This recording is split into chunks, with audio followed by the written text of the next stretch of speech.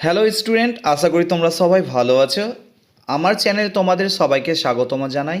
এই ভিডিওতে রায় ও মার্টিনের প্রশ্নবিচিত্রা 2025 সালে ষষ্ঠ শ্রেণীর পরিবেশ ও বিজ্ঞান বিষয়ের প্রথম পরীক্ষার মূল্যায়নের যে 7 নম্বর স্কুলের প্রশ্নপত্র রয়েছে তার সমস্ত প্রশ্নের উত্তর বিস্তারিত আলোচনা করব।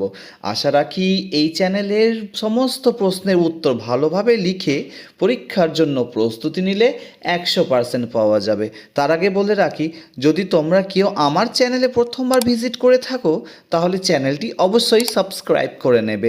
তাহলে দেরি না করে শুরু করা যাক। 1 নম্বর সঠিক উত্তরটি নির্বাচন করে লেখো। 1-1 সিল্ক পাওয়া যায় উল, শুঁয়োপোকা, রেশম মথ, তুলো থেকে। উত্তর হবে সি, রেশম মথ। 2 নম্বর পাউরুটি তৈরি করতে প্রয়োজন ল্যাকটিক অ্যাসিড, ইস্ট, তেল, স্ট্রেপ্টোমাইসিস। উত্তর হবে ইস্ট। তারপরে প্রশ্ন, জল থেকে বাষ্প হতে তাপ, বিদ্যুৎ, রাসায়নিক, চুম্বক শক্তি লাগে। উত্তর হবে তাপ শক্তি লাগে। প্রদত্ত কোনটি পর্যাবৃত্ত ঘটনা নয়? আমবস্যা, জোয়ার ভাটা, ঋতু পরিবর্তন, ভূমিকম্প। ভূমিকম্প। চিনির শরবত মৌলিক পদার্থ, যৌগিক পদার্থ, মিশ্র পদার্থ কোনটি নয়? উত্তর হবে মিশ্র পদার্থ। অক্সিজেন মৌলের একটি অণুতে উপস্থিত পরমাণু সংখ্যা কটি? 2টি। পরের প্রশ্ন, কোন গ্যাস নির্গত হলে পাউরুটির গায়ে ফুটো ফুটো হয়ে যায়? Oxygen, carbon die oxide, hydrogen, nitrogen. উত্তর হবে কার্বন ডাই অক্সাইড। 8 নম্বর প্রদত্ত কোনটি অধাতু কিন্তু তাপ ও তড়িতের সুপরিবাহী? তামা, পারদ, গ্রাফাইট, হীরক। উত্তর হবে হীরক। 9 নম্বর CO2 যে যৌগের চিহ্ন তা হলো helium, cobalt, bromine, carbon die oxide. উত্তর হবে কার্বন ডাই অক্সাইড। পানি ও জলে কিসের উপস্থিতিতে মানুষের হাতে পায়ে কালো ছোপ পড়ে? চুন, আয়রন, আর্সেনিক, ভিনিগার। উত্তর হবে আর্সেনিক। তারপরে প্রশ্ন 11 নম্বর ফসফরাস ট্রাইক্লোরাইডের সংকেত হলো Cl3p, PCl3, P2Cl, Clp3। উত্তর হবে PCl3।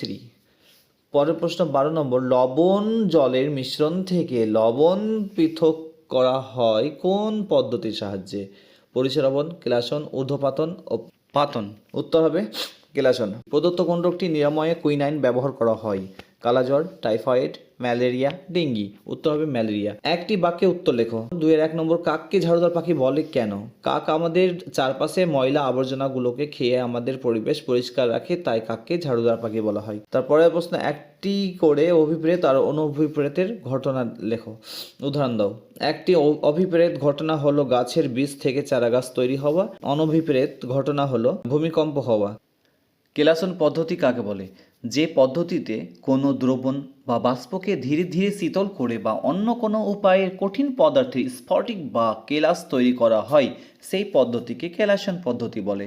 দহনে সহায়ক বায়ু উপাদানের নাম কি? দহনে সহায়ক বায়ু উপাদানের নাম হলো অক্সিজেন। পরের প্রশ্ন, হলুদ লাগানো কাগজকে চুন জলে ডোবালে কি ঘটবে? হলুদ লাগানো কাগজকে চুন জলে বা ক্ষারীয় দ্রবণে ডোবালে কাগজের হলুদ রং লালচে রঙে বা গাঢ় লাল হয়ে যাবে। চিনির মধ্যে কোন কোন মৌলের পরমাণু থাকে?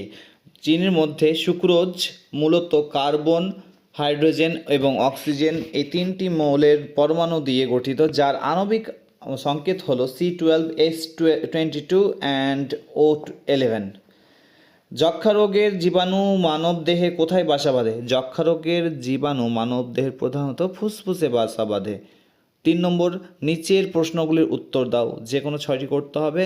3-1 পরাগ মিলন কাকে বলে? উত্তর, যে পদ্ধতিতে ফুলের পরাগ ধ্বনি থেকে পরাগ রেণু সেই ফুল বা একই প্রজাতির অন্য কোনো উদ্ভিদের ফুলের গর্ভমুণ্ডে স্থানান্তরিত হয় তাকে পরাগযোগ বা পরাগ মিলন বলে।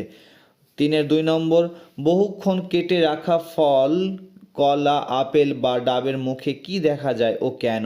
বহুক্ষণ কেটে রাখা কলা, আপেল বা ডাবের মুখে বাদামি কালচে ছোপ দেখা যায় কারণ ফলের কোষের মধ্যে থাকা এনজাইম এবং পলিফেনল নামক রাসায়নিক পদার্থ বাতাসের অক্সিজেনের সাথে বিক্রিয়া করে কালো ছোপ হয়ে যায়। পরের প্রশ্ন, ভৌত পরিবর্তন ও রাসায়নিক পরিবর্তনের পার্থক্য লেখো। ভৌত পরিবর্তন, যে পরিবর্তনে পদার্থের মূল গঠনের কোনো পরিবর্তন ঘটে না সেই পরিবর্তনকে ভৌত পরিবর্তন বলে। রাসায়নিক পরিবর্তন, যে পরিবর্তনে পদার্থের মূল গঠনের পরিবর্তন ঘটে এবং পদার্থটি এক বা একাধিক ভিন্ন ধর্মবিশিষ্ট নতুন পদার্থে পরিণত হয় সেই পরিবর্তনকে রাসায়নিক পরিবর্তন বলে। এটি একটি ভৌত পরিবর্তন এক প্রকার অস্থায়ী পরিবর্তন, রাসায়নিক পরিবর্তন এক প্রকার স্থায়ী পরিবর্তন। ভৌত পরিবর্তনে ভরের কোনো পরিবর্তন ঘটে না, রাসায়নিক পরিবর্তনে ভরের পরিবর্তন ঘটে। তারপরের প্রশ্ন, পরমাণু ও অণুর মধ্যে পার্থক্য লেখো। পরমাণু হলো মৌলের ক্ষুদ্রতম কণা যাতে মৌলটির সকল ধর্ম বজায় থাকে। অণু হলো মৌলিক বা যৌগিক পদার্থের ক্ষুদ্রতম স্বাধীন কণা যাতে ওই পদার্থের সকল ধর্ম বজায় থাকে। পরমাণু সরাসরি রাসায়নিক বিক্রিয়ায় অংশগ্রহণ করে, অণু সরাসরি রাসায়নিক বিক্রিয়ায় অংশগ্রহণ করতে পারে না। ধানের জমিতে অ্যাজোলা চাষ করলে আর সার দিতে হয় না কেন? আসলে অ্যাজোলা হলো এক ধরনের পানা। অ্যাজোলার পাতার মধ্যে এক বিশেষ ধরনের ব্যাকটেরিয়া বসবাস করে। এই ব্যাকটেরিয়া বাতাসের নাইট্রোজেনকে বেঁধে ফেলে সার তৈরি করতে পারে। তাতে অ্যাজোলার উপকার হয়, কারণ সারের জন্য নাইট্রোজেন লাগে, আর অ্যাজোলা তার পাতায় ওই ব্যাকটেরিয়াকে থাকবার জায়গা দেয়। এতে দুজনেরই বোঝাপড়া থাকে, ফলে দুজনের উপকার হয়। তাই ধান খেতে অ্যাজোলা চাষ করলে সার দিতে লাগে না। পরের প্রশ্ন, ধাতুর তিনটি ধর্ম লেখো। উত্তর হবে, ধাতুগুলি তড়িৎ ধনাত্মক ধর্মী, ধাতুগুলি তাপ ও তড়িতে সুপরিবাহী, ধাতুর অক্সাইডগুলি ক্ষারধর্মী হয়, ধাতুর উপরিতলে আলো পড়লে চকচক করে। পরের প্রশ্ন, হানিডিউ কি? মিথজীবিতাতে এর গুরুত্ব লেখো। জাপ পোকারা গাছের শর্করা সমৃদ্ধ রস শোষণ করে শর্করা সমৃদ্ধ যে বর্জ্য ত্যাগ করে তাকে হানিডিউ বলে। জাপ পোকা গাছের রস চুষে বাঁচে, আর পিঁপড়েরা জাপ পোকার যত্ন নেই, কারণ জাপ পোকা থেকে যে মধু জাতীয় পদার্থ নির্গত হয় যা পিঁপড়াদের খাদ্য হিসাবে কাজ করে। এইভাবে হানিডিউ জাপ পোকা ও পিঁপড়েদের মিথজীবিতার সম্পর্ক টিকিয়ে রাখে। আজ এই পর্যন্তই। পরের ভিডিওতে পরের স্কুলের প্রশ্নপত্রগুলো নিয়ে আসবো।